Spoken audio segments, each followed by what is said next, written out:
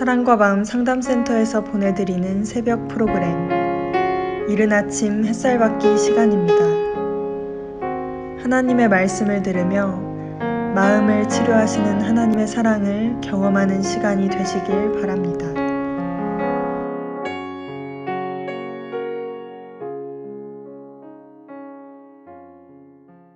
어제 우리는 징계가 내 삶의 현실 속에 와 있는데 그 징계를 못 느끼고 하나님이 원하는 방향으로 대처하는 것이 아니라 내가 그 징계를 모르니까 그 징계 내용이 있을 거 아니에요. 벌목이. 어떤 일이 생긴 것에 대해서 내가 그걸 통해서 하나님의 뜻을 좀 찾으려고 하는 것이 아니라 그 문제를 풀려고 하나님께 기도를 한다든가 그 문제를 풀려고 내가 내 능력으로 뭘 하든가. 지금 이런 것들이 뭐냐면 징계를 받아들이지 않는다는 것이죠. 그러니까 우리가 이게 신앙생활을 어쩌면은 거꾸로 하고 있었지는 몰라요. 우리는 무슨 일이 생기면 여호와께 의지하라 이런 말씀 가지고는 끊임없이 그 문제 풀어달라고 부르짖고 매달렸잖아요. 그러면 이거는 하나님의 징계를 받아들인다는 뜻이에요? 안 받아들인다는 뜻이에요? 그냥 기도 응답이 올 수 있는 경우는 내가 이 징계의 내용을 통해서 내가 왜 이런 징계를 하나님 하셨는지를 깨달았을 때 하나님께서 이제 네가 깨달았으니까 내가 이 문제를 풀어주리라고 하는 것은 그것도 주님의 주권이라고. 내가 깨달았으니 이제 문제 풀어주셔라고 할 수 있는 게 아니야. 그러면서 이제 징계가 내 삶에 들어와 있는데도 징계로 느끼지 못하고 받아들이지 못한 사람들. 이거를 성경은 미련한 자, 눈먼 자, 기머거리 이렇게 뭔가 정신적으로 결함이 있거나 인지 능력이 떨어지거나 내재 신체 장애가 있는 이런 걸 비유해서 설명을 해요. 그렇다고 한다면 우리 삶 속에 발생했던 일들이 있었는데 이것이 하나님의 징계인 줄 모르고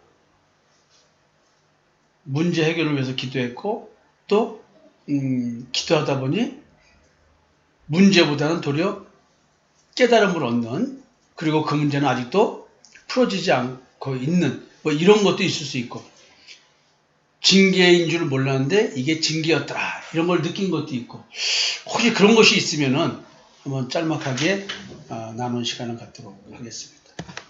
오늘은 김광수 집사님과 장석철 집사 두 분이 특별 게스트로 같이 함께 참석하셨습니다. 그럼 먼저 한정희 권사님부터 얘기해 볼까요?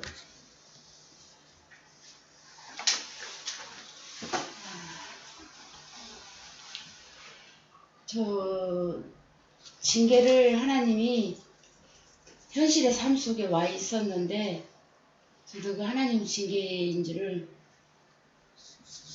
몰랐어요. 지금 서미 집사님 말하는 것처럼 그냥 흘러 보낸 적이 되게 많았던 것 같아요. 그래서 그 징계를 통해서 하나님이 나랑 대화하자 그거였어요. 근데 저는 그게 미혹된 게 뭐냐면 하나님 말씀을 깨달았다고 계속 입으로는 고백했잖아요.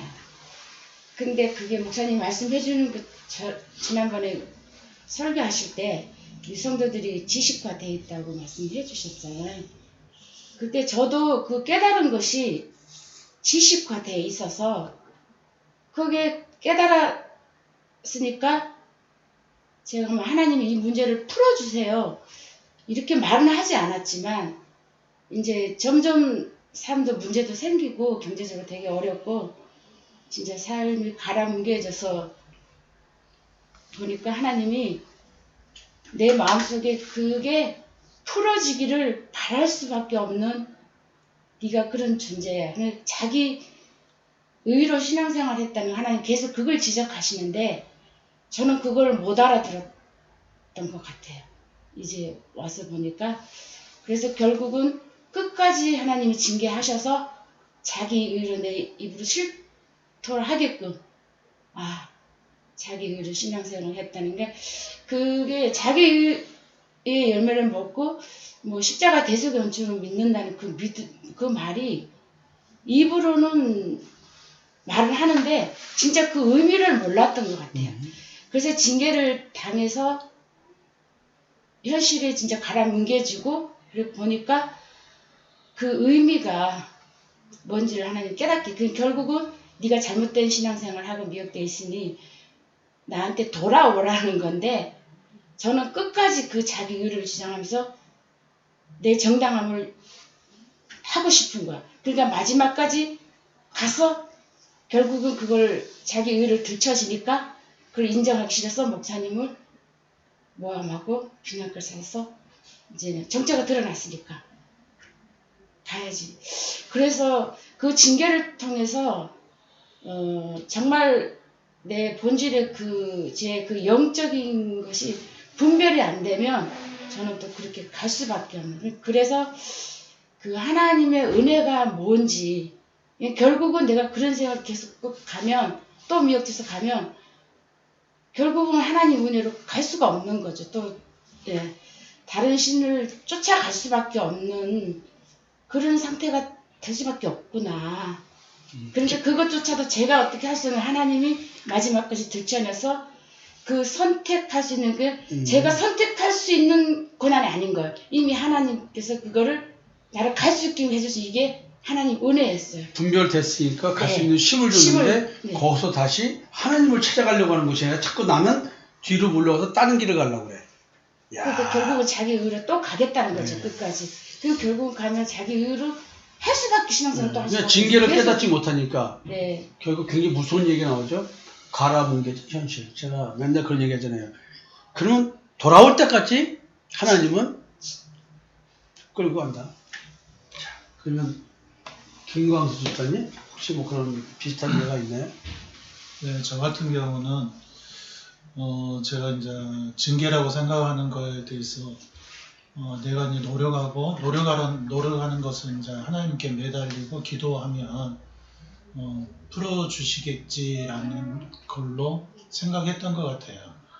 그러면서 이제 하나님이 기뻐하시는 거, 그러니까 결국은 그게 행위이더라고요. 저는 이제 그 행위가 믿음이라고 생각했는데 최근에서 보니까 이게 믿음이 아니더라고요. 근데 나는 이게 징계라고 생각해서 엄청나게 에너지를 소비하면서 하나님 앞에 풀어달라고 매달렸는데 제가 생각하는 징계가 아니었던 거예요. 하나님의 관점의 징계와 제가 느끼는 관점의 징계는 엄청난 차이가 있었던 것 같아요. 결국은 한정희 권사님께서 말씀하신 것이 이 징계의 하나님께서 주시는 그 징계의 포커스는 나다. 나의 그 자기의로 똘똘 뭉쳐있고 징계를 주시는 그 징계도 제대로 깨닫지 못했던 저라는 존재.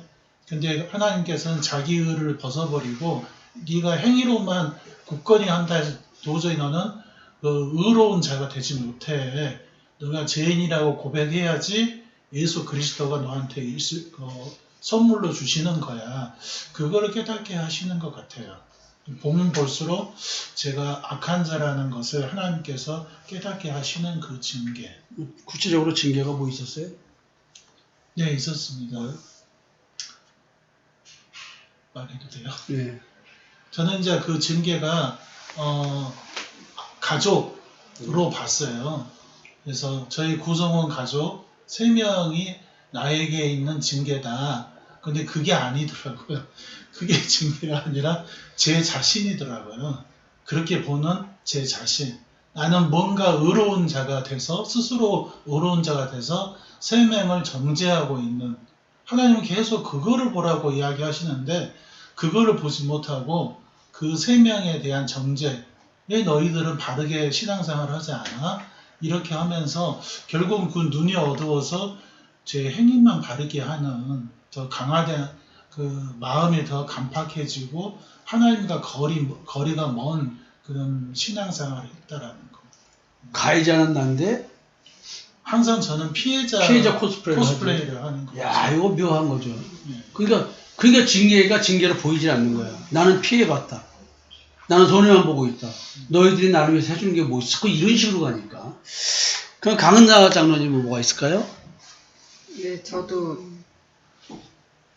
그렇게 큰 풍파가 없다라고 생각을 했는데, 지금 말씀 듣고 지난 날을 생각해 보니까 원가적으로부터 그 부모님의 그 갈등이 그때부터 나에게 하나님께서 주시는 어떤 징계가 아니었을까. 왜냐면 제가 부모님의 갈등을 제가 어떻게 좀 완화시켜 보려고 그 어린 아이가 엄마 편에 섰다 아빠 편에 섰다 계속 그렇게 중재자 역할을. 예, 중재자 역할을 계속 해왔고, 어떻게 하면 나는 평안한 그런 가정에서 좀 편안하게 지낼 수 있을까, 이런 나밖에 모르는 자였다라는 게, 그래서 그걸로 인해서 엄마 아빠의 그 인간적인 모습은 보지 못하고 어떻게 나한테만 유리하게끔만 말을 하고 있는 나. 이미 하나님께서는 그때부터 징계를 시작하신 것 같아요. 근데 이제 시집을 와서 보니까 이제 믿는 집안이라서 저는 굉장히 시집을 잘 왔다라고 생각을 하고 있었죠. 그것도 담임 목사 집안이니? 예. 예? 목회자 집안이니까 부부 갈등 같은 건 없을 것이고, 폭력은 더더군다나 말할 것도 없을 것이고, 예. 그래서 굉장히 징계가 나는 없다, 굉장히 편안하게 살아갈 수 있을 것이다 라고 생각을 했었습니다. 근데 그게 징계였더라고요. 징계가 없다라고 생각한 것이 징계였고, 그거는 밖으로 드러난 문제보다 더 심각한 거였어요. 예. 그래서 제 자신이 문둥병으로 살아갈 수밖에 없었고, 내가 옳다라고 생각하는 이것을 가지고 남을 얼마나 판단하고 또 폭력을 휘두르고 있었는지를 지금 와서 보니까 이게 좀 실감이 나는 것 같아요. 이제는 징계로 볼 수 있는 영적 눈이 떠진 거네요.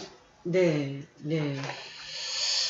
예, 그러면은, 이제, 우리 장 집사님께서, 한번, 나는 징계로 느끼지 못했었는데, 보니까 이게 징계였고, 이제서야, 이제 하나님의 뜻이, 분묘되는 것이 있다. 뭐 이런 거 있으면 좀 말씀해 주세요. 네. 저는 미련한 자인 것처럼 정말 징계를 몸으로 느끼지 못하고 살았었는데, 오히려 제가 이 징계였던 삶을 말하자면, 오히려 주님과 함께하는 게 오기 전, 그 전 삶이 징계가 아니었나 생각이 되고요. 오히려 주님과 함께하는 교회에 와서 목사님 만나고 나서부터는 오히려 축복된 삶을 사는 게 아닌가. 지금 저는 너무 부부 관계도 회복되고 이런 모습들 보면서 목사님의 가정이 회복되는 이런 상담, 이런 게 저희 가정한테 꼭 필요했던 거로 느껴지고, 그래서 지금은 저는 징계보다 정말 축복된 삶을 살고 있는 그런 행복한 삶을 살고 있고요. 오히려 저는 그게 더 하나님의 축복이라고 생각합니다. 예.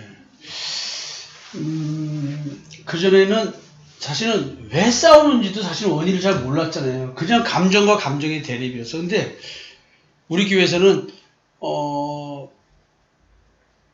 왜 내가 이러고 있는지, 또 상대가 왜 저러는지, 이거를 나도 이해하고 상대도 이해할 수 있는 마음의 눈이 떠지니까 그동안에 이제 배어있는 문제들이 지금 하나하나 이제 씻겨 내려가는 과정이다 보니까 아픔이 또 있겠지. 아픔이 있지만 그래도 곧 회복이 되고 상처가 싸매지고 또 내가 왜 이런지를 느끼게 되니까 근본적인 문제가 나로부터 시작되니까 내 문제가 풀어져 가니까 상대를 품어낼 수 있는 힘이 이게 조금씩 생기는 거야, 이게 너무 신비함이야.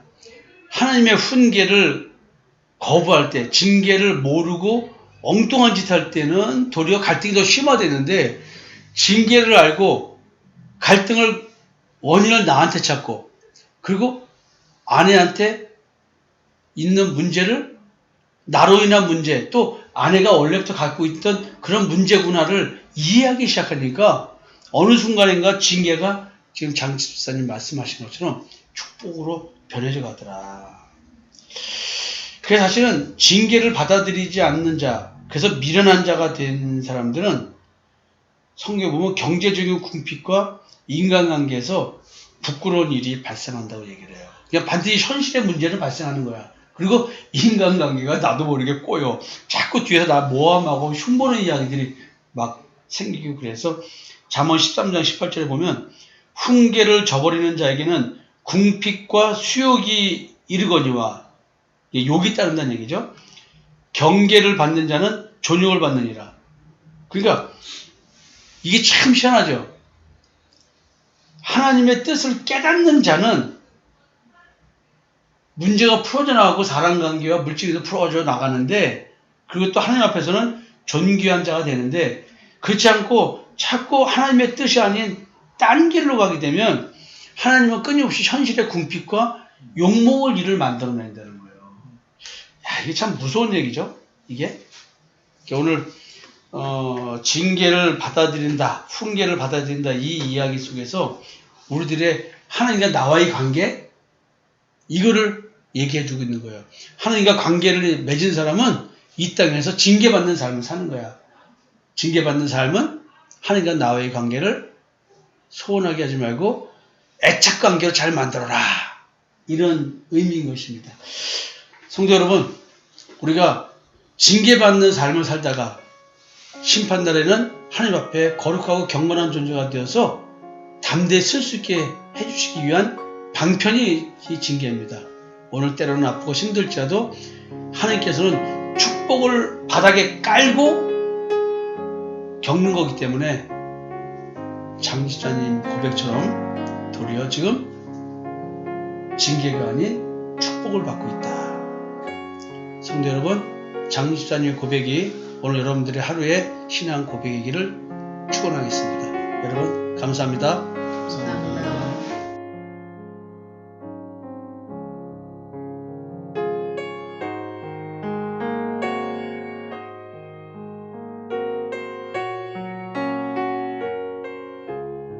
지금까지 사랑과 마음 상담센터에서 보내드리는 새벽 프로그램 이른 아침 햇살받기 시간이었습니다.